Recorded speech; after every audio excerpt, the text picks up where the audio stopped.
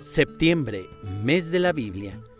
Te damos la bienvenida a meditar un capítulo del libro de los Hechos de los Apóstoles.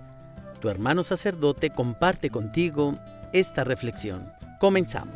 Vívela, conócela, hazla parte de tu oración, es la palabra de vida. Hola, ¿qué tal, queridos hermanos? Los saluda su amigo, el padre Leonel Larios Medina. Y bueno, pues ahora quiero compartirles una pequeña reflexión del libro de los Hechos de los Apóstoles en el capítulo 11. Tiene dos grandes apartados. El primero va del versículo 1 al versículo 18 y titulado El informe de Pedro a la iglesia de Jerusalén. Y luego del versículo 19 en adelante hasta que termina el capítulo en el versículo 30, donde se describe la comunidad de Antioquía.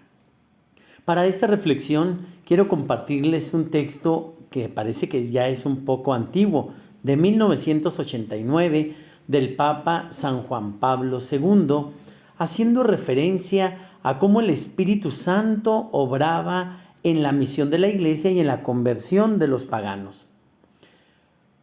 Después del bautismo de los primeros paganos, administrado por orden de Pedro en Cesarea en la casa del centurión Cornelio, el apóstol se detuvo algunos días entre aquellos nuevos cristianos a invitación suya. Eso no agradó a los apóstoles, entre comillas, y a los hermanos que habían permanecido en Jerusalén, quienes le reprocharon por ello a su regreso. Pedro, en vez de defenderse de esa acusación, prefirió explicarles punto por punto cómo había sucedido todo, de modo que los hermanos procedentes del judaísmo pudieran valorar toda la importancia del hecho de que también los gentiles habían aceptado la palabra de Dios. Esto está en Hechos 11, en el primer versículo. Por tanto, les puso al corriente de la visión tenida en Jope, de la invitación de Cornelio, del impulso interior procedente del Espíritu Santo para que superara toda duda, y finalmente de la venida del Espíritu Santo sobre los que se hallaban presentes en la casa del centurión Cornelio. Para concluir así su relación, me acordé entonces de aquellas palabras que me dijo el Señor: Juan bautizó con agua, pero ustedes serán bautizados con el Espíritu Santo. Por tanto, si Dios les ha concedido el mismo don que a nosotros por haber creído en el Señor Jesucristo, ¿quién era yo para poner obstáculos a Dios?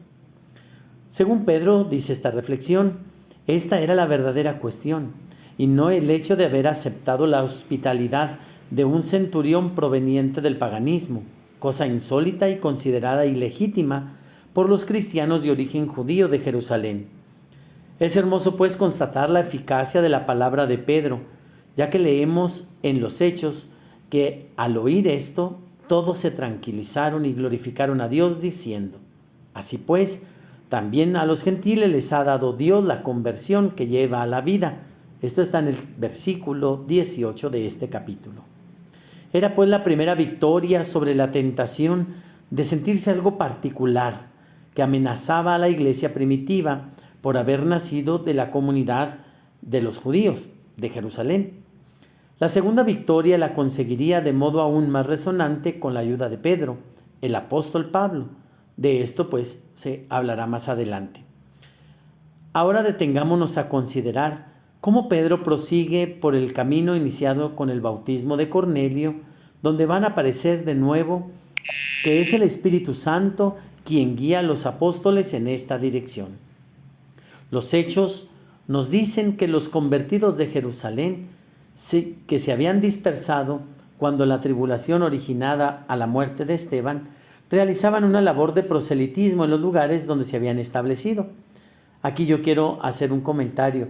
Fíjense cómo la persecución a los cristianos termina siendo una siembra del Evangelio.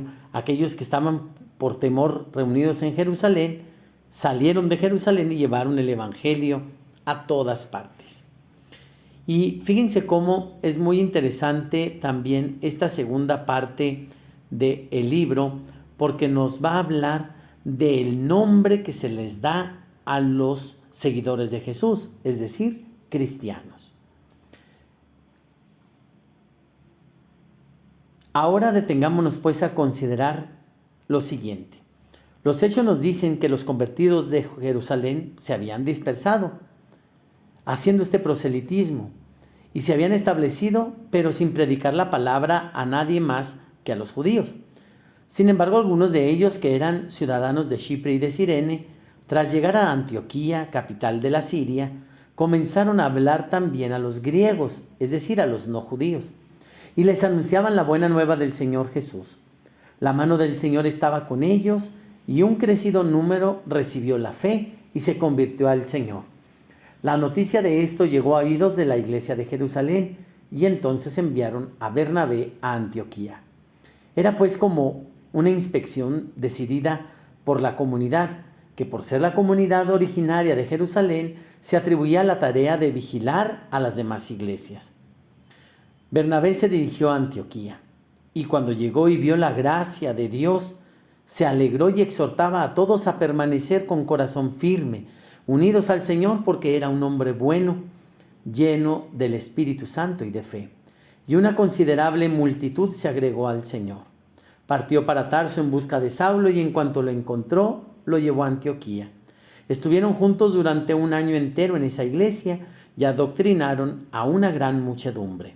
En Antioquía fue donde por primera vez los discípulos recibieron el nombre de cristianos. Fíjense, este nombre de cristianos, pues lo recibieron las primeras comunidades, y aquí aparece en el capítulo 11, en el versículo 26. Fueron llamados ungidos los seguidores del Señor. Y bueno, pues te invito para que el día de mañana pues reflexiones junto con otro hermano sacerdote en el capítulo 12 de los Hechos de los Apóstoles. Te invito a que lo leas para que ya cuando escuches la reflexión ya te hayas preparado, alimentándote con este texto de los Hechos de los Apóstoles. Me despido de ustedes, su amigo el Padre Leonel Larios Medina. Dios los bendice.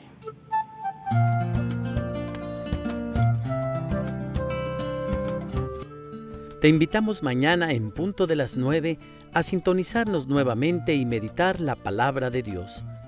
Septiembre, mes de la Biblia, aquí en Radio Familia.